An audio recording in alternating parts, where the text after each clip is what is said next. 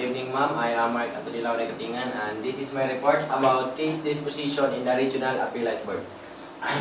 In Section 14 of RA 6975 provides the Commission exercise appellate jurisdiction in the Regional Appellate Boards on case against policemen and over decision and police claims benefits. So, in salud sa ato ang RA 6975 is sa Regional Appellate Board, kini siya nagsulod siya about sa mga cases, administrative cases against sa atong mga policemen, sa atong society and community. And the Regional Appellate Board shall decide case appeal from decision rendered by officers other than the PNP's chief, the mayor, and the peoples in the People Law Enforcement Board or PLEB. So, kana ako lang sa Regional Appellate Board kuno kay kana siya mo ang makadesisyon na niya is kana ato ang chief or kana ang mayor sa atong municipalities, kana sila nga mga rights nga maka-decision sa ato ang sa Regional Appellate Board sa atong mga police officers. So, the disciplinary action imposed in a PNP member shall be final and executory. Provide the disciplinary action imposed by the PNP Regional Director or equivalent by PLED involving the demotion or dismissal from the service may be appealed to the Regional Appellate Board. Notice of decision provided furthermore shall decide to appeal within 60 days and receipt of the notice of appeal.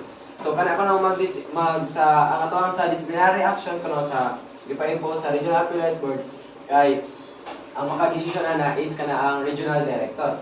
So ay ma-appeal sila kay gikan sa Regional Appellate Board kuan siya og within 10 days.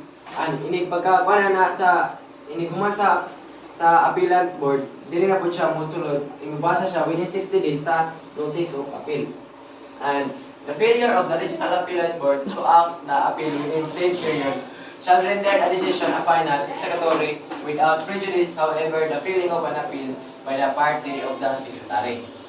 And sa NAPOLCO Memorandum Number 96 and 010 prescribing the rules and regulation and the disposition of administrative cases involving PNP members before the PNP disciplinary authorities provide the respondent of file an appeal within appropriate NAPOLCOM appellate boards in the following grants. So ay pa ko no magkuhan ang NAPOLCOM sa about sa mag-prescribe sa rules and regulations sa isa ka police administrative.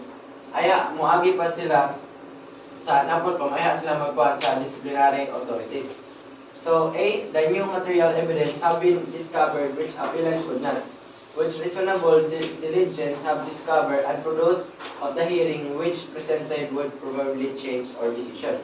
So kana ako ng mga material ko nga ay pag-introduce sa ato ang mga police inignaan na sa court kay kana sila kung dili siya pwede kay dili na mausog ang mga ebidensya o ang dili na makuan ang decision sa korte.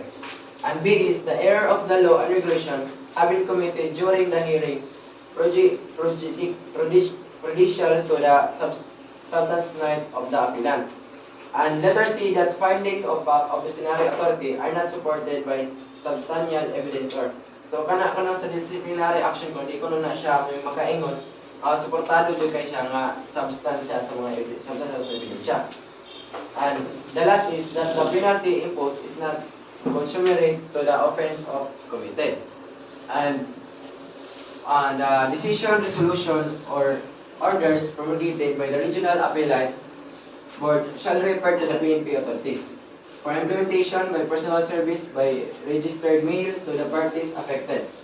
Failure and refusal to the service or implement the said legal process within 3 days upon the receipt thereof considered as an administrative offense subject to disciplinary punishment for the serious neglect of duty and insubordination. So kini ko sa Regional Appellate Board kung dili ko na siya makuan ma-implement sa legal process within 3 days kay kanang PNP members or PNP police kay mapanisyan ko na siya sa atong disciplinary disciplinary action mapanisyan na siya og kana ang serious neglect of duty or insubordination. And that's all my report, man, and thank you so much.